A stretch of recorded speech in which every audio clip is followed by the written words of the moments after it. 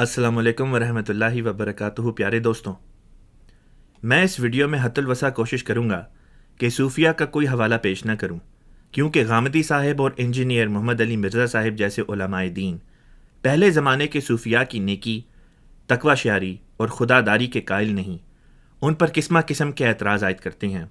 लिहाजा उन बुज़ुर्गान के हवाला जात जिनकी नेकी पर एक दुनिया ने उनकी ज़िंदगी में भी गवाही दी और बाद भी, उनके हवाला जात ये हजरात कबूल नहीं करते। जबकि उन बुजुर्गान उम्मत ने जो भी इस ज़मन में बातें पेश की, कुरान और हदीस और ज़ाती तजारुब की रोशनी में बयान की। बहरहाल आज के उलमा अलबत्ता कुरान और हदीस और अरबी लुगत से भाग नहीं सकते। लिहाजा वहीं से हवाला जात आपकी खिदमत में इस मुनफरिद वीडियो में आज पेश किए जाएंगे, ताकि ये साबित हो जाए कि इस दौर में जमात अहमदिया ही है जो हकीकी रंग में ख़त्म नबूवत पर ईमान रखती है। लिहाजा आइए अब आज की वीडियो की तरफ चलते हैं। जमात अहमदिया पर एक ये एतराज़ किया जाता है कि हम आयत ख़ातमुन नबीयीन को सियाक़ो सबाक, अरबी कवायद और कुरान और हदीस के मुताबिक नहीं मानते। ये अजीब बात है कि जो काम हमारे मुखालिफ करते हैं वो बात हमारी तरफ मंसूब कर देते हैं। बहरहाल ये आयत सूरह अहज़ाब की आयत नंबर 41 है। इससे कबल सियाक़ो सबाक ये चल रहा है कि हज़रत ज़ैद बिन हारसा जो रसूलुल्लाह के मुतबन्ना थे, उनकी तलाक हज़रत ज़ैनब से होने जा रही थी और खुदाई तकदीर ये चाहती थी कि बाद तलाक आप रदियल्लाहु ताला अन्हा रसूलुल्लाह के निकाह में आ जाए। लेकिन रसूलुल्लाह ख़ाइफ थे कि अरब का मुआशरा तो मुतबन्ना को हकीकी बेटे की तरह और उसकी बीवी को हकीकी बहू की तरह ही मुतसव्वर करता था, और चूँकि तलाक याफ्ता बहू से रिश्ता जायज़ नहीं, लिहाजा अरब इस बात पर रसूलुल्लाह सल्लल्लाहु अलैहि वसल्लम पर एतराज़ करेंगे अगर आप सल्लल्लाहु अलैहि वसल्लम ने हज़रत ज़ैनब से शादी कर ली तो। इस पर आयत ख़ातमुन नबीयीन नाजिल हुई, जिसमें अल्लाह ताला फरमाता है कि मोहम्मद रसूलुल्लाह सल्लल्लाहु अलैहि वसल्लम तुम्हारे मर्दों में से किसी के बाप नहीं है। ये कहकर इस बात की नफ़ी कर दी कि जब ज़ैद बिन हारसा रसूलुल्लाह के बेटे नहीं तो उनकी मुतल्लका रसूलुल्लाह की बहू कैसे हो सकती हैं। लेकिन यहाँ एक और एतराज़ अरब करते थे, एक ऐसा देरीना एतराज़ जिसके जवाब में सूरह कौसर नाजिल हुई थी। कुरैश कहते थे कि चूँकि रसूलुल्लाह का अपना कोई लड़का नहीं है, लिहाजा आपकी वफ़ात के बाद आपकी जमात लावारिस होकर ख़त्म हो जाएगी। अब सूरह अहज़ाब में जहाँ एक तरफ इस बात का ऐलान किया जा रहा था कि हज़रत ज़ैद रसूलुल्लाह के बेटे नहीं, वहीं इस बात का जवाब भी आ रहा है कि गो आप किसी मर्द के बाप तो नहीं हैं, लेकिन आप अल्लाह के रसूल हैं, और अल्लाह का रसूल तमाम मोमिनों का रूहानी बाप हुआ करता है। जैसा कि यही बात एक दूसरी आयत में यूँ बयान फरमाई कि नबी की बीवियाँ मोमिनों की रूहानी माएँ हुआ करती हैं। अगर वो मोमिनों की माएँ हुईं तो नबी खुद रूहानी बाप ठहरा। लिहाजा ये समझा दिया कि ये ना समझना कि अगर मोहम्मद रसूलुल्लाह का कोई जिस्मानी लड़का नहीं तो उनकी वफ़ात के बाद दीन इस्लाम मिट जाएगा। ऐसा हरगिज़ नहीं होगा। क्यों नहीं? क्योंकि आपके एक नहीं, हज़ारों नहीं, बल्कि लाखों मोमिन रूहानी बेटे हैं। उनके ज़रिए से दीन का काम आगे से आगे बढ़ता रहेगा। और बात इधर ही ख़त्म नहीं होती। फिर फरमाया कि मोहम्मद रसूलुल्लाह सल्लल्लाहु अलैहि वसल्लम सिर्फ अल्लाह के नबी होने की हैसियत में मोमिनों के रूहानी बाप ही नहीं हैं, बल्कि आप तो ख़ातमुन नबीयीन भी हैं। ये था सियाक़ो सबाक इस आयत करीमा का। अब दूसरे नंबर पर लुग़त अरबी की रूह से बात करते हैं। लफ्ज़ ख़ातमुन नबीयीन दो लफ्ज़ों के मुरक्कब से बना है। पहला लफ्ज़ ख़ातम ते की ज़बर के साथ, और दूसरा लफ्ज़ अन्नबीयीन जो कि नबी की जमा है। लफ्ज़ ख़ातम अरबी ज़ुबान में मोहर को कहते हैं, और ये लफ्ज़ जिस वज़न पर आया है उसे इस्म आला कहते हैं, यानी मोहर लगाने का आला, वो टूल जिसके ज़रिए से मोहर लगाई जाए। ख़तमा उसने मोहर लगाई, खुतिमा उस पर मोहर लगाई गई, ख़ातिम मोहर लगाने वाला। अब सवाल यह है कि रसूलुल्लाह सल्लल्लाहु अलैहि वसल्लम को मोहर के लक़ब से क्यों नवाजा गया। सियाक़ो सबाक बताता है कि रसूलुल्लाह सल्लल्लाहु अलैहि वसल्लम सिर्फ मोमिनों के रूहानी बाप नहीं, बल्कि वो आला और अरफा मकाम भी रखते हैं कि आपकी मोहर तस्दीक जिस शख्स पर लग जाए वो अल्लाह ताला के दरबार में नबी होता है। बाइबल ने मुख्तलिफ अंबिया पर जो एतराज़ आयद किए हैं, अगर उनको नाउज़ बिल्लाह सच्चा मान लिया जाए तो किसी नबी की सदाकत साबित ना हो सके। ये मोहम्मद रसूलुल्लाह सल्लल्लाहु अलैहि वसल्लम का उन तमाम अंबिया पर एहसान है कि कुरान पाक के ज़रिए से उन तमाम अंबिया की बराअत ज़ाहिर फरमा दी जिन पर यहूद व नसारा एतराज़ करते थे और आज तक करते हैं। बस इस मोहर मुहम्मदी के ज़रिए जहाँ साबका अंबिया की तस्दीक हुई, وہیں آگے مستقبل میں بھی اگر کسی پر یہ مہر لگے گی تو وہ بھی خدا کے دربار میں نبی ہو جائے گا، اور یہی مضمون سورہ النساء کی آیت 70 سے بھی واضح ہوتا ہے۔ اس مہر کے ذریعے سے تصدیق جاری ہوتی ہے نہ کہ بند۔ پس لفظ خاتم کا معنی آخری کرنا درست نہیں۔ سیاق و سباق اور عربی زبان کے قواعد آپ کو اس بات کی اجازت نہیں دیں گے، چاہے پھر آپ غامدی صاحب ہوں یا محمد علی مرزا ہوں یا پھر کوئی اور۔ اب میں تیسری دلیل کو پیش کرتا ہوں۔ خاتم کا ایک اور مطلب بھی عربی لغت میں بیان ہوتا ہے، اور وہ ہے انگوٹھی، لیکن ایسی انگوٹھی جس کے ذریعے تصدیق ہوتی ہے۔ پہلے زمانے میں بادشاہ ایسی شاہی انگوٹھی پہنتے تھے جس کے ذریعے وہ سرکاری دستاویزات پر اپنی مہر تصدیق ثبت کرتے، تا یہ بتایا جائے کہ یہ دستاویز واقعتاً آفیشل ہیں اور بادشاہ ہی کی طرف سے، نہ کہ جعلی۔ اسی طرح کی ایک انگوٹھی رسول اللہ صلی اللہ علیہ وسلم نے بھی اپنے لیے بنوائی، اور مختلف سلطنتوں کے بادشاہان کی طرف جب آپ نے اپنے تبلیغی خطوط روانہ فرمائے تو اس پر اپنی مہر تصدیق ثبت فرمائی۔ اس پر بعض لوگ کہتے ہیں کہ مہر بمانی سیل کے ہوتی ہے، جو کسی چیز کے آخر پر لگائی جاتی ہے اور اس کے بعد اس میں کچھ شامل نہیں کیا جا سکتا۔ وہ کہتے ہیں کہ سٹیمپ کا معنی نہیں کیا جا سکتا۔ یہ بات درست نہیں۔ اگر مہر بادشاہ ہی کی ہے تو بادشاہ کو کوئی چیز مانے نہیں کہ مہر لگانے کے بعد بھی اگر وہ کوئی اہم بات اپنی تحریر میں بیان کرنا چاہے تو نہ کر سکے۔ مہر کا مقصد تو تصدیق کرنا ہوتا ہے، نہ کہ بادشاہ کو روکنا۔ بادشاہ کی مہر بادشاہ سے اوپر نہیں ہوتی بلکہ اس کے تصرف میں ہوتی ہے۔ یہ بات انہی معنوں میں آج تک عربی میں استعمال ہوتی ہے، لیکن جب آنکھوں پر پردے پڑ جائیں تو انسان چڑھتے سورج کا بھی انکار کر دیتا ہے۔ لہٰذا یہ میرے ہاتھ میں پاکستانی پاسپورٹ ہے، اور یہ اس کے آخری صفحے کے اوپر آپ دیکھ سکتے ہیں کہ عربی میں ایک عبارت لکھی ہوئی ہے جہاں پہ لفظ خاتم استعمال ہوا ہے، اور وہ بھی ان معنوں میں کہ خاتم سے مراد ہے سٹیمپ۔ لہٰذا جیسے کہ میں نے کہا تھا کہ آج تک لفظ خاتم ان معنوں میں استعمال ہوتا آ رہا ہے، لیکن علماء اگر جان بوجھ کے اپنی آنکھیں بند کر لیں تو کوئی بھی نہیں جو ان کو حقیقت سے آشکارا کرا سکے۔ اب چوتھی دلیل کو لیتے ہیں، اور وہ یہ ہے کہ جب یہ لفظ خاتم اسم اعلیٰ کے طور پر آئے اور بعد اس کے کسی جنس کی اسم جمع ہو، یعنی جیسے شعراء، اطباء، حفاظ، اولیاء، مہاجرین، تو اس سے مراد اس کیٹیگری میں بہترین ہونا لیا جاتا ہے، یعنی افضل ترین، اس کیٹیگری کا ماہر، نہ کہ زمانے کے لحاظ سے آخری۔ لہٰذا حضور صلی اللہ علیہ وسلم نے حضرت علی کو خاتم الاولیاء بیان فرمایا، لیکن حضرت علی کے بعد بھی امت میں اولیاء آتے رہے، ہاں ان کے پائے کا کوئی نہیں آیا۔ اسی طرح حضور صلی اللہ علیہ وسلم نے اپنے چچا حضرت عباس کو خاتم المہاجرین فرمایا، لیکن ان کے بعد بھی لوگ ہجرت کرتے تو رہے، ہاں دوسروں کی ہجرت ان کے پائے کی نہ تھی۔ اسی طرح دیوان الحماسہ جو عربی شعر و شاعری کی ایک قدیم کتاب ہے، اس میں حبیب الطائی کو خاتم الشعراء کہا گیا ہے، حالانکہ ان کے بعد اب بھی کئی شعراء آتے رہتے ہیں۔ عربی لٹریچر میں 10-20 نہیں بلکہ سینکڑوں ایسی مثالیں اب بھی موجود ہیں جو ہمارے ان کیے ہوئے معنوں کی توثیق کرتے ہیں، جبکہ آپ کو آپ کے اپنے علماء کے کیے گئے معنوں کے حق میں کوئی مثال عربی زبان میں نہیں ملے گی، کوئی بھی نہیں۔ اور اگر آپ نے لفظ خاتم کو آخری کے معنوں میں ہی لینا ہے تو ان معنوں میں لیں جن معنوں میں آج تک یہ لفظ استعمال ہوتا آیا ہے، یعنی بہترین۔ بطور محاورہ اردو میں بھی ہم کہتے ہیں کہ جب مثلا ایک عام مثال کے طور پر کہ بابر اعظم کور ڈرائیو مارتا ہے تو کہتے ہیں اخیر شاٹ ماری ہے، مراد اس سے صرف اتنی ہی ہوتی ہے کہ اس سے بہترین اور کوئی شاٹ نہیں ہو سکتی۔ لہٰذا رسول اللہ صلی اللہ علیہ وسلم معراج میں تمام انبیاء سے آگے نکل گئے اور اس مقام تک پہنچے جس سے آگے صرف خدا تعالیٰ کی ذات تھی۔ یہ ہے وہ مقام کے لحاظ سے آخری ہونے کا حقیقی مفہوم۔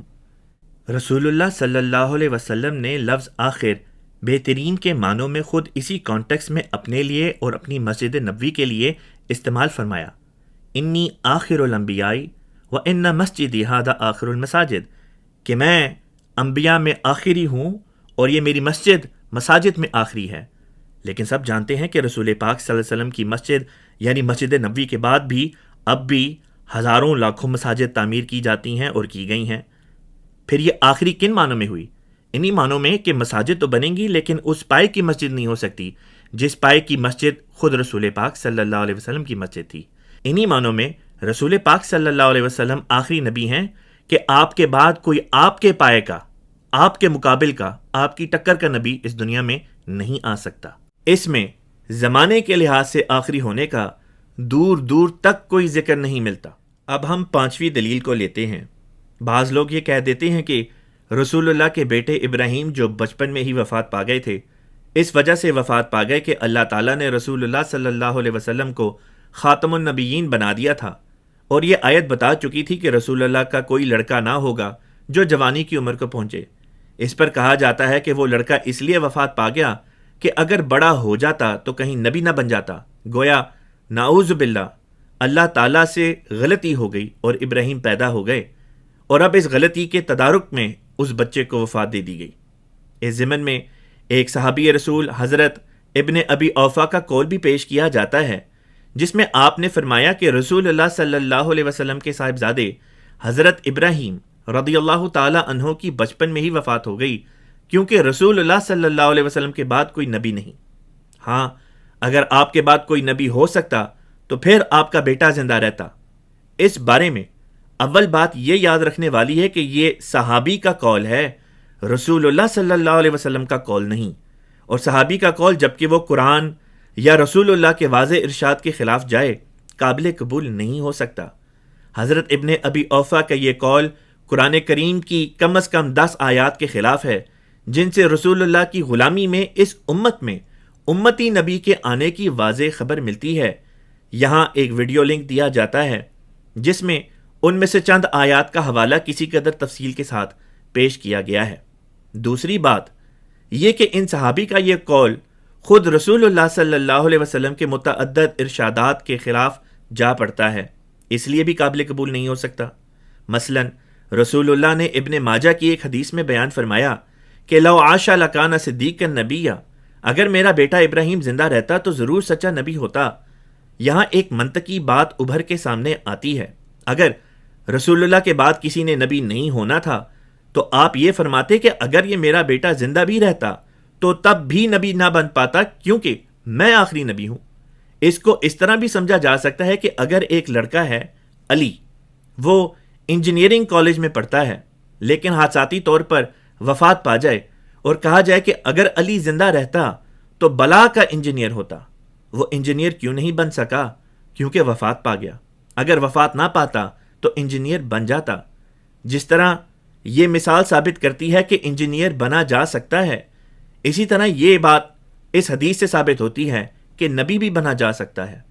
ایک اور حدیث رسول اللہ صلی اللہ علیہ وسلم کی ہے جو کنز العمال اور اسی طرح علامہ ابن عساکر کی تاریخ کبیر میں آئی ہے، اور ہے بھی حضرت علی کرم اللہ وجہہ سے مروی جو اہل بیت میں سے تھے، اور آپ نے زیادہ تفصیلی روایت بیان کی ہے جس میں آپ نے یعنی رسول پاک صلی اللہ علیہ وسلم نے اپنے فرزند ابراہیم کو غسل دینے، کفنانے، جنازہ پڑھانے اور دفنانے کے بعد قبر پر ہاتھ رکھ کر یہ فرمایا، اما واللہ انہ لنبی ابن نبی، یعنی خدا کی قسم یقیناً یہ ایک نبی ہے اور نبی کا بیٹا ہے۔ لے جی، یہ حدیث ثابت کرتی ہے اگر یہ بچہ وفات پا بھی گیا تو تب بھی کم از کم اس حدیث کے مطابق نبی ہی شمار کیا گیا ہے۔ اب ہم چھٹی دلیل کو لیتے ہیں جو ہمارے مخالفین یہ پیش کرتے ہیں کہ رسول اللہ نے فرمایا کہ اگر میرے بعد کوئی نبی ہو سکتا تو عمر رضی اللہ تعالی عنہ ہوتے، لہٰذا ثابت ہوا کہ اگر عمر نبی نہیں ہوئے تو رسول اللہ کے بعد کوئی نبی بھی نہیں ہو سکتا۔ یہ حدیث سنن ترمذی میں آئی ہے۔ اس کے آگے امام ترمذی نے خود تحریر فرمایا ہے کہ یہ غریب حدیث ہے، یعنی اس کو بیان کرنے والا صرف ایک ہی شخص ہے، مشرا بن حان۔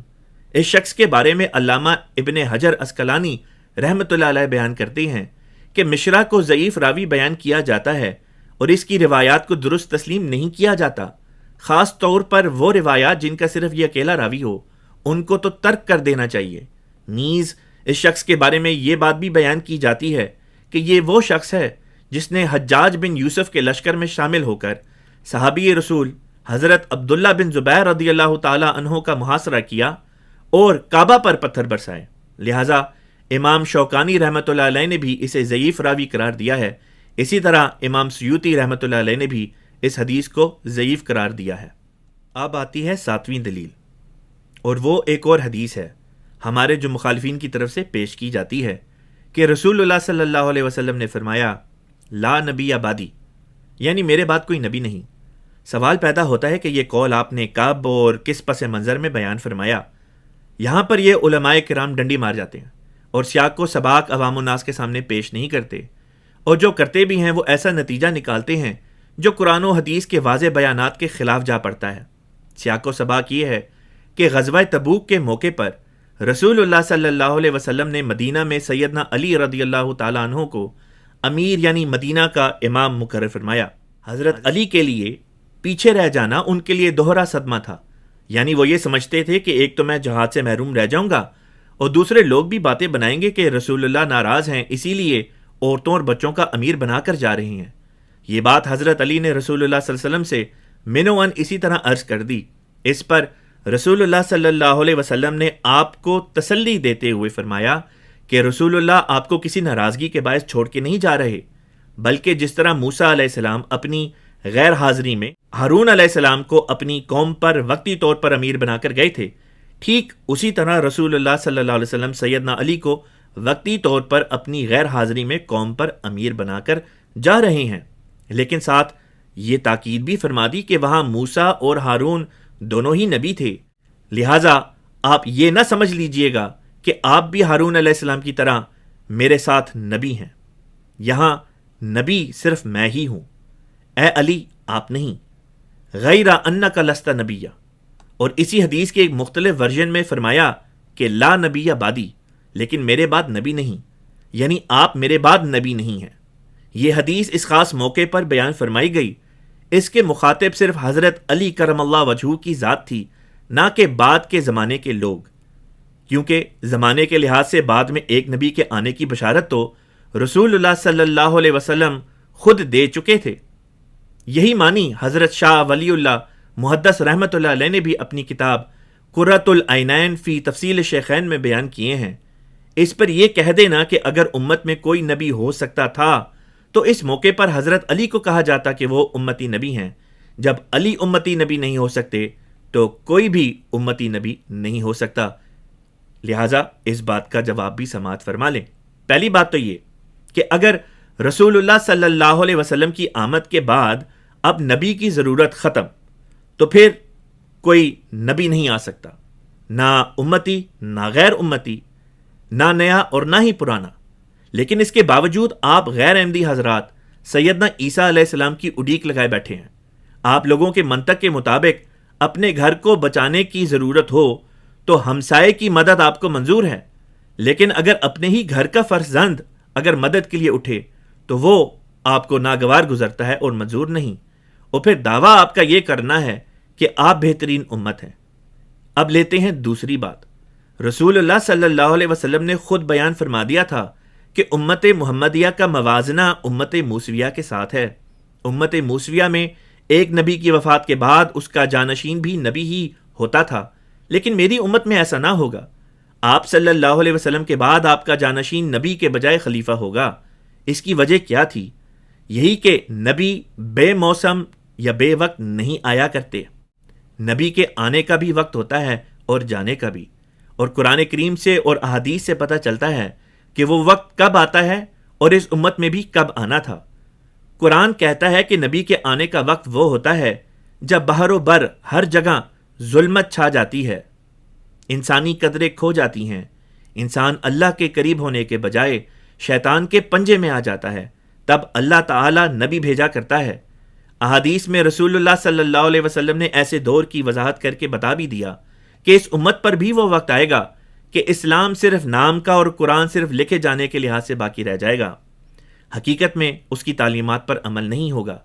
علماء اس وقت کے بدترین اخلاق کے حامل ہوں گے، مثلاً جیسے بعض لوگ دوسروں کی قابل احترام شخصیات کو بابے اور دجال کے الفاظ سے موسوم کرتے ہیں۔ نیز یہ علماء جہالت پر مبنی فتوے دیں گے، خود بھی گمراہ ہوں گے اور لوگوں کو بھی گمراہ کریں گے۔ مساجد ایسے علماء کی نمازیوں سے بھری تو ضرور ہوں گی، لیکن ہدایت سے خالی ہوں گی۔ شراب خوری، جوا، زنا اور دیگر جرائم اور گناہ عام ہو جائیں گے۔ سوال پیدا ہوتا ہے کہ تب دنیا کو ہدایت کی طرف لانے کے لیے اللہ تعالیٰ کسی نبی کو بھیجے گا یا نہیں؟ نبی کی ضرورت تو ثابت ہو گئی، لیکن آپ کے علماء اب چور دروازے سے پیچھے سے ایک نبی کو لانے کی کوشش کرتے ہیں اور کہتے ہیں کہ عیسیٰ ابن مریم جو 2000 سال پہلے اس دنیا میں تشریف لائے تھے اور بنی اسرائیل کی طرف نبی بنا کے بھیجے گئے تھے، وہ ہیں جو واپس آئیں گے۔ اگر کسی پرانے نبی کو ہی واپس لانا تھا تو میں پوچھتا ہوں اللہ تعالیٰ رسول اللہ صلی اللہ علیہ وسلم کو واپس لے آتا۔ ان سے بڑھ کر کس کا حق تھا کہ آپ کی امت کی باغ دوڑ سنبھالے، بجائے اس کے آپ ہمسائی امت کا ایک نبی واپس لے کر آتے ہیں۔ اس پر آپ علماء کہہ دیتے ہیں کہ جی وہ حضرت عیسیٰ علیہ السلام کو چونکہ اللہ تعالیٰ نے پچھلے 2000 سال سے زندہ رکھا ہوا ہے تو یہی مصلحت ہے کہ تاکہ وہ امت کی باغ دوڑ آ کے سنبھالیں۔ اگر اس کام کی خاطر اللہ تعالیٰ عیسیٰ علیہ السلام کو زندہ رکھ سکتا ہے تو پھر میرا سوال یہ ہے کہ اللہ تعالیٰ رسول پاک صلی اللہ علیہ وسلم کو وفات نہ دیتا تا آپ صلی اللہ علیہ وسلم 1400 سال سے زندہ ہوتے اور آپ ہی اس امت کی بھاگ دوڑ سنبھالتے، نہ کہ کوئی اور۔ بات دراصل یہ ہے، قرآن پاک کی 30 آیات اور متعدد صحیح احادیث مبارکہ سے یہ بات ثابت ہوتی ہے کہ عیسیٰ ابن مریم علیہ السلام جو بنی اسرائیل کی طرف نبی بنا کے بھیجے گئے وہ تو وفات پا چکے ہیں، لہٰذا وہ بہرحال واپس نہیں آ سکتے۔ آپ لوگ جتنا چاہے زور لگا لیں اور جتنا چاہے انتظار کر لیں، خدا تعالیٰ اپنا قانون نہیں بدلا کرتا۔ لن تجد لسنت اللہ تبدیلا، وفات یافتہ انسان دوبارہ اس دنیا میں واپس نہیں آ سکتا۔ اس ضمن میں بہت سی ویڈیوز حوالہ جات کے ساتھ ہمارے چینل پہ موجود ہیں جہاں سے آپ ان ویڈیوز کو دیکھ سکتے ہیں۔ اب تیسری بات، خود رسول اللہ صلی اللہ علیہ وسلم نے فرمایا ہے میری روشنی ایسی نہیں کہ میری وفات کے ساتھ ہی اس دنیا سے غائب ہو جائے، میری روحانی روشنی میرے ساتھ زمین سے رخصت نہیں ہو جائے گی، بلکہ میری صدی بہترین صدی ہے، پھر وہ صدی جو اس کے بعد ہے اور پھر وہ جو اس کے بعد ہے، یعنی ان 3 صدیوں کے بعد امت میں گمراہی اور روحانی انحطاط کا دور آیا ہے جو 1000 سال پر ممتد رہا ہے۔ لہٰذا اسلام کی پہلی 3 صدیوں میں رسول اللہ کے بعد نبی کی ضرورت ہی نہیں تھی۔ جب نبی کی اس دور میں ضرورت نہیں تھی تو اللہ تعالیٰ حضرت علی کو یا کسی اور شخص کو اس دور میں نبی بنا کر بھیجتا ہی کیوں؟ طبیب تبھی آتا ہے جب بیمار بھی موجود ہوں۔ قیامت خود بتائے گی قیامت کیوں ضروری تھی۔ اب آتی ہے 8ویں دلیل۔ جب یہ مذکورہ دلیل مولویوں کے حق میں نہیں جاتی تو وہ کہہ دیا کرتے ہیں کہ رسول اللہ صلی اللہ علیہ وسلم نے یہ بھی تو فرمایا تھا کہ میرے بعد 30 جھوٹے دجال ظاہر ہوں گے، ان میں سے ہر ایک یہ دعویٰ کرے گا کہ وہ نبی ہے، لہٰذا آپ حضرات کے نزدیک سیدنا احمد علیہ السلام نعوذ باللہ ان 30 جھوٹے مدعیان نبوت میں شامل ہیں۔ اس ضمن میں پہلی بات تو یہ ہے کہ اس حدیث اور اس کی مختلف روایات پر آپ کے اپنے علماء جرح کرتے آئے ہیں کہ اس کے فلاں فلاں راوی ثقہ نہیں، لہٰذا اس کو صحیح تسلیم نہیں کیا جا سکتا۔ چلیں بفرض محال تسلیم کر لیتے ہیں کہ یہ حدیث صحیح ہے۔ تب دوسری بات یہ بنتی ہے کہ صحیح مسلم کی شرح اکمال الاکمال میں جو ہم نے نہیں بلکہ آپ کے آباء و اجداد نے تصنیف فرمائی ہے، اس میں تحریر ہے کہ یہ 30 کی تعداد جو جھوٹے مدعیان نبوت کی بتائی گئی ہے کب کی پوری ہو چکی ہے، اور تاریخ کا مطالعہ کرنے والا اس حقیقت کو بخوبی سمجھ جائے گا۔ اس کتاب کے مصنف 828 ہجری میں وفات پا گئے تھے، یعنی بانی جماعت احمدیہ مرزا غلام احمد صاحب قادیانی علیہ الصلوۃ والسلام کی پیدائش سے 400 سال قبل۔ لیکن آپ احباب ہیں کہ آپ کی 30 کی گنتی پورا ہونے کا نام ہی نہیں لیتی۔ تیسری بات اس ضمن میں یہ ہے کہ خود 30 کا عدد بتاتا ہے کہ 30 کے بعد کوئی سچا مدعی بھی تو آئے گا، ورنہ حدیث کے الفاظ یہ ہوتے کہ چاہے جتنے چاہے شخص آ جائیں میرے بعد دعویٰ کریں وہ ہوں گے جھوٹے ہی، کیونکہ میں ہر لحاظ سے آخری نبی ہوں۔ 30 کا عدد بیان نہ کیا جاتا۔ یہ عدد بیان کرنا صاف ظاہر کرتا ہے کہ کم از کم ایک سچا بھی ہوگا جو اس 30 کے عدد کے بعد آئے گا۔ اسی کے زمانے کی طرف اشارہ کرتے ہوئے رسول اللہ صلی اللہ علیہ وسلم نے فرمایا تھا کہ اس کے اور میرے درمیان میں کوئی نبی نہیں ہوگا۔ گویا لا نبی آبادی میں بات کا مطلب بھی خود رسول اللہ صلی اللہ علیہ وسلم نے سمجھا دیا تھا کہ یہ بات قیامت تک کے لیے نہیں بلکہ ایک مخصوص عرصے تک کے لیے ہے۔ اگر آپ یہ کہیں گے کہ اس سے مراد تو عیسیٰ علیہ السلام ہے وہ آئیں گے، تو اس کا جواب میں پہلے ہی دے آیا ہوں کہ وہ تو قرآن و حدیث کی روح سے وفات پا چکے ہیں، لہٰذا جو مسیح اس امت کے لیے آئے گا اسی امت کا ایک فرد ہوگا، نہ کہ کوئی اور اور یہی بات اس دور میں علامہ وحید الدین خان نے بھی بیان کی ہے۔ اس بات کی توثیق خود صحیح مسلم کی ایک حدیث سے بھی ہو جاتی ہے، جس میں اس امت میں آنے والے مسیح کو رسول پاک صلی اللہ علیہ وسلم نے فرمایا فَأَمَّكُمْ مِنْكُمْ، کہ وہ اے مسلمانوں تمہاری امامت کریں گے اور وہ تمہی میں سے ہوں گے، نہ کہ پرائی امت سے مستعار لیے جائیں گے۔ اب آتی ہے 9ویں دلیل۔ پھر اس دلیل میں جو یہ علماء کرام عوام الناس کے سامنے پیش کرتے ہیں وہ یہ ہے کہ رسول اللہ صلی اللہ علیہ وسلم نے فرمایا تھا کہ میری اور مجھ سے پہلے انبیاء کی مثال ایسی ہے جیسے کسی شخص نے ایک گھر بنایا اور اس کو بہت آراستہ پہراستہ کیا، مگر اس کے گوشوں میں سے ایک گوشے میں ایک اینٹ کی جگہ خالی چھوڑ دی۔ لوگ اسے دیکھنے آتے اور خوش ہوتے اور کہتے کہ یہ اینٹ بھی کیوں نہ رکھ دی گئی، پس وہ میں ہوں جس نے اس اینٹ کی جگہوں کو پر کیا۔ میرے ذریعے یہ عمارت تکمیل میں اعلیٰ اور حسن میں بے مثال ہو گئی، اس لیے مجھے رسولوں کا خاتم بنایا گیا ہے۔ ایک اور روایت میں ہے کہ حضور صلی اللہ علیہ وسلم نے فرمایا میں وہ اینٹ ہوں اور میں نبیوں کا خاتم ہوں۔ کہتے ہیں اب بتاؤ اس مکمل اور تفصیلی اعلان کے بعد کوئی شک باقی رہ جاتا ہے؟ کیونکہ جب آخری اینٹ رکھ دی گئی اور خلا پر ہو گیا تو پھر کسی نئے نبی یا کسی قسم کے نبی کے آنے کی کوئی گنجائش کیسے موجود ہے؟ ہاں آپ حضرات یہ مانتے ہیں کہ نیچے سے ایک اینٹ اکھاڑ کر آسمان پر پہنچا دی جائے اور آخر پر اتاری جائے تو پھر ایک نبی آ سکتا ہے، اس کے بغیر کوئی صورت نہیں، یعنی عیسیٰ علیہ السلام کی اینٹ۔ لہٰذا اب سنیے آپ کے اپنے علماء اس حدیث مبارکہ کا کیا معنی کرتے ہیں۔ مثلاً علامہ ابن حجر العسقلانی رحمۃ اللہ علیہ فتح الباری شرح صحیح البخاری میں بیان فرماتے ہیں کہ مراد اس تکمیل عمارت سے یہ ہے کہ شریعت محمدیہ پہلے گزری ہوئی کامل شریعتوں کی نسبت ایک اکمل شریعت ہے، یعنی پہلی شریعتوں میں کچھ نہ کچھ گنجائش باقی تھی، لیکن وہ شریعت جو محمد رسول اللہ صلی اللہ علیہ وسلم کے قلب صافی پر نازل ہوئی ہر پہلو سے کامل ترین اور ہر قسم کے نقص سے پاک ہے۔ بخاری کی حدیث تو بڑے فخر سے پیش کی جاتی ہے، لیکن بخاری کی شرح کی یہ عبارت علماء چھپا لیتے ہیں، وہ کیوں ساتھ نہیں پیش کرتے جہاں یہ مذکورہ عبارت لکھی ہوئی موجود ہے؟ پھر علامہ ابن خلدون ہیں جو اسلام کے چوٹی کے مورخین میں شمار ہوتے ہیں، وہ بھی اس حدیث پر تبصرہ کرتے ہوئے بیان کرتے ہیں کہ اس میں آخری اینٹ سے مراد صرف یہ ہے کہ وہ نبی جس کے لیے نبوت کاملہ حاصل کی گئی، یعنی ایسی نبوت جو ہر لحاظ سے کامل ترین ہے، زمانی لحاظ سے آخری ہونے کا اس میں دور دور تک کوئی ذکر نہیں کیا گیا۔ اب ایک آخری دلیل رہ گئی ہے، یعنی 10ویں دلیل، جو غیر احمدی علماء کرام پیش کرتے ہیں، اس کا جواب بھی پیش خدمت ہے۔ کہتے ہیں کہ رسول اللہ صلی اللہ علیہ وسلم نے فرمایا تھا کہ لم یبقى من النبوۃ الا المبشرات، کے نبوت میں سے اب کچھ بھی باقی نہیں رہا سوائے مبشرات کے۔ سوال کیا گیا کہ مبشرات کیا چیز ہیں؟ تو رسالت مآب صلی اللہ علیہ وسلم نے فرمایا کہ اچھی خواب۔ یہ حدیث پیش کر کے کہا جاتا ہے کہ دیکھو رسول اللہ صلی اللہ علیہ وسلم تو خود فرما گئے ہیں کہ نبوت ختم ہو گئی ہے اور اب کوئی الہام و وحی وغیرہ نہیں ہو سکتی۔ غامدی صاحب وغیرہ ہم یہاں پہ آ کے حدیث کی طرف دوڑ لگا جاتے ہیں، کیونکہ جانتے ہیں کہ قرآن پاک میں ایک بھی ایسی آیت موجود نہیں جو یہ کہے کہ وحی و الہام کا دروازہ اب کلیتاً مطلقاً بند ہے، بلکہ بہت سی آیات ثابت کرتی ہیں کہ یہ دروازہ کلام الہی کا بند نہیں بلکہ قیامت تک کھلا ہے۔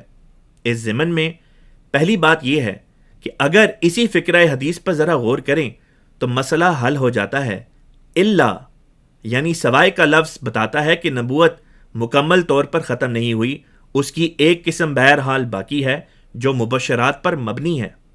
دوسری بات یہ کہ یہاں نبوت سے کس کی نبوت مراد ہے؟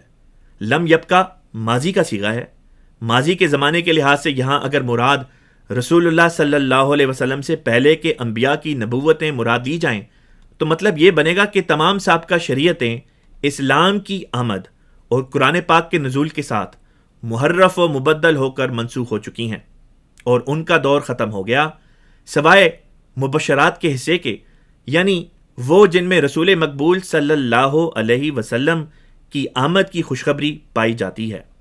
اگر لم یبقى سے مراد حال کا زمانہ لیا جائے تو مطلب ہوگا کہ رسالت مآب کی نبوت کا وہ حصہ جو احکام شریعت کی تعلیم سے تعلق رکھتا ہے بتا دیا گیا ہے، لیکن آپ کی نبوت کا وہ حصہ جو مبشرات پر مشتمل ہے وہ ابھی باقی ہے۔ یہی معنی صحیح بخاری کی شرح میں علامہ ابن حجر عسقلانی رحمۃ اللہ علیہ نے بیان فرمائے ہیں۔ مولانا جاوید غامدی صاحب اور انجینئر محمد علی مرزا صاحب جیسے علماء بخاری کی اس حدیث کو تو بڑھ چڑھ کر بیان کرتے ہیں، لیکن بخاری کی شرح کی اس عبارت کو چھپا جاتے ہیں۔ جب دل کرتا ہے اپنی پسند کے علماء کی بات پیش کر دیں گے، اور جن بزرگان کی بات ان کے حق میں نہ جائے ان کے ذکر کو حذف کر جائیں گے۔ مضمون کی طرف واپس چلتے ہیں۔ اب اگر لم یبقا سے مراد مستقبل کا زمانہ لیا جائے تو مطلب یہ ہوگا کہ شریعت مکمل ہو جانے کی وجہ سے آئندہ ایسی وحی تو نہیں آ سکتی جو نئے احکام شریعت پر مشتمل ہو، البتہ ایسی وحی ضرور آ سکتی ہے جو بشارات پر مشتمل ہو۔ اگر کوئی یہ کہے کہ ذکر تو صرف سچے خوابوں کا ہے، وحی و الہام کہاں سے بیچ میں آ گئے، تو اس کا جواب بھی سن لیجئے۔ علامہ ابو الحسن السندی رحمۃ اللہ علیہ اپنی حاشیۃ السندی علی سنن نسائی میں بیان فرماتے ہیں کہ مبشرات نبوت میں وحی، الہام اور رؤیا سبھی قسمیں شامل ہیں۔ چونکہ خواب کی حالت میں بھی وحی ہوتی ہے، اس لیے یہاں اس کا ذکر فرما دیا گیا۔ اس بات کی تصدیق یوں بھی ہوتی ہے کہ حضرت ام المومنین سیدہ عائشہ رضی اللہ تعالی عنہا صحیح بخاری میں بیان فرماتی ہیں کہ رسول اللہ صلی اللہ علیہ وسلم پر وحی کی ابتدا سچے خوابوں کی صورت میں شروع ہوئی، یعنی آپ کے نزدیک سچے خواب وحی الہی میں شامل ہیں۔ پھر یہی بات حافظ ابن قیم رحمۃ اللہ علیہ بیان فرماتے ہیں کہ انبیاء کو خواب میں بھی وحی ہوتی ہے جس طرح جاگتے ہوئے وحی ہوتی ہے۔ پھر طبرانی، سیرت ابن ہشام اور حافظ ابن کثیر نے بھی ذکر کیا ہے کہ پہلی وحی کا واقعہ ایک بار حالت خواب میں بھی رونما ہوا، یعنی اقرا بسم ربک الذی خلق والی وحی خواب میں بھی ہوئی۔ نیز واقعہ معراج میں بھی رسول اللہ صلی اللہ علیہ وسلم کو وحی الہی سے نوازا گیا۔ خود ام المومنین سیدہ عائشہ رضی اللہ تعالی عنہ اور حضرت امیر معاویہ رضی اللہ تعالی عنہ کا قول ہے کہ معراج جسمانی نہیں بلکہ روحانی تھا۔ نیز یہ کہ اس واقعے کے آخر پر رسالت مآب صلی اللہ علیہ وسلم کی نیند سے آنکھ کھل گئی، یعنی آپ جاگ اٹھے۔ پھر علامہ ابو حیان رحمۃ اللہ علیہ فرماتے ہیں کہ المبشرات میں حضرت اقدس رسول اللہ صلی اللہ علیہ وسلم نے بشرا کی وہ مثال دی ہے جو تمام احاطہ کرتی ہے، یعنی رؤیا۔ خلاصہ یہ کہ مبشرات میں الہام اور مکاشفات بھی شامل ہیں۔ رؤیا کا ذکر ان کے عام ہونے کی وجہ سے کیا گیا ہے، یعنی اکثریت کو خواب آ جاتے ہیں، لہٰذا اس وجہ سے اس پہلو کا ہی ذکر فرما دیا گیا، ورنہ نہ تو مطلقاً نبوت بند ہوئی اور نہ ہی خدا کی طرف سے وحی و الہام کا سلسلہ۔ خود صحیح مسلم میں اس امت میں آنے والے مسیح پر وحی کا ذکر آیا ہے۔ اسی بات کی تصدیق علامہ ابن حجر نے شرح بخاری میں یوں کی کہ فرمایا، یہ امت حضور صلی اللہ علیہ وسلم کے خاتم الانبیاء ہونے کے باعث کثرت انبیاء سے محروم ہے، ان کو اس کے عوض ملہمین کی کثرت دی گئی ہے۔ یہ نہیں کہا کہ حضور صلی اللہ علیہ وسلم کے خاتم النبیین ہونے کی وجہ سے امت میں کوئی بھی نبی نہیں آئے گا، بلکہ فرمایا کہ کثرت انبیاء سے محروم کیے گئے ہیں، لیکن اس کے بدلے میں کثرت ملہمین، ایسے لوگوں کی کثرت عطا کی گئی ہے جن کے ساتھ اللہ تعالیٰ کلام کرے گا۔ میں طوالت مضمون کی وجہ سے 20 علماء سلف و تصوف کے حوالہ جات کو چھوڑتا ہوں جو قرآن و حدیث کی روح سے انہی باتوں کی تصدیق کر رہے ہیں۔ نشاں ساتھ ہیں اتنے کہ کچھ شمار نہیں، ہمارے دین کا قصوں پہ ہی مدار نہیں۔ اب تیسری اور آخری بات جو خاکسار اس ضمن میں پیش کرنا چاہے گا وہ یہ ہے کہ جیسے قرآن کریم کی کم از کم 10 آیات سے ایک نبی کی اس امت میں آمد ثابت ہے، اسی طرح متعدد احادیث مبارکہ سے بھی اس امت میں ایک نبی کی آمد ثابت ہے۔ مثلا رسول اللہ صلی اللہ علیہ وسلم نے خود فرمایا کہ حضرت ابو بکر صدیق رضی اللہ تعالیٰ عنہ اس امت میں رسول اللہ صلی اللہ علیہ وسلم کے بعد سب سے افضل ترین مقام رکھتے ہیں، سوائے اس کے کہ کوئی نبی ہو جائے۔ کوئی نبی ہو جائے کا فکرہ بتاتا ہے کہ اس امت میں کوئی نبی ہو سکتا ہے۔ سوال پیدا ہوتا تھا کہ نبی ہو سکنا اور ہوگا میں بہت فرق ہے، لہٰذا جب اس سوال پر نظر ڈالیں تو یہاں بھی دربار رسالت سے ہدایت مل جاتی ہے۔ رسول اللہ صلی اللہ علیہ وسلم کی حدیث پاک ہے جو سیدنا انس بن مالک رضی اللہ تعالی عنہ سے روایت ہے کہ آپ نے فرمایا کہ موسیٰ علیہ السلام نے اللہ تعالیٰ سے عرض کی کہ انہیں عظیم نبی کریم صلی اللہ علیہ وسلم کی امت میں ایک نبی بنا دیا جائے، یعنی رسول اللہ کا امتی بنا کر اس امت محمدیہ کا نبی بنا دیا جائے۔ لیکن اللہ تعالیٰ نے فرمایا کہ اس امت کا نبی اس امت میں سے ہی ہوگا۔ پس اس حدیث نے ایک تیر سے دو شکار کر دیے۔ ایک تو یہ ثابت کر دیا کہ ایک نبی اس امت میں رسول اللہ صلی اللہ علیہ وسلم کی غلامی میں ضرور آئے گا، اور دوسری بات یہ ثابت کر دی کہ وہ اسی امت کا ایک فرد ہوگا جو کہ عیسیٰ علیہ السلام بہرحال نہیں ہو سکتے، کیونکہ وہ بنی اسرائیلی امت کے فرد اور نبی تھے، اور قرآن اس بات سے مانے ہے کہ ایک پچھلی امت کے نبی کو بعد والی امت کا فرد بنایا جائے۔ خود صحیح مسلم کی حدیث جس کا میں حوالہ پہلے دے چکا ہوں، وہ بھی اس بات سے مانے ہے کہ اس امت کا مسیح باہر سے آئے۔ رسول پاک صلی اللہ علیہ وسلم فرما چکے ہیں اسی امت کے مسیح کے بارے میں، فَأَمَّكُمْ مِنْكُمْ، کہ وہ اے مسلمانوں تمہاری امامت کریں گے، یعنی امت کی بھاگ دوڑ اپنے ہاتھ میں لیں گے، لیکن ہوں گے تمہیں میں سے، باہر سے نہیں آئیں گے۔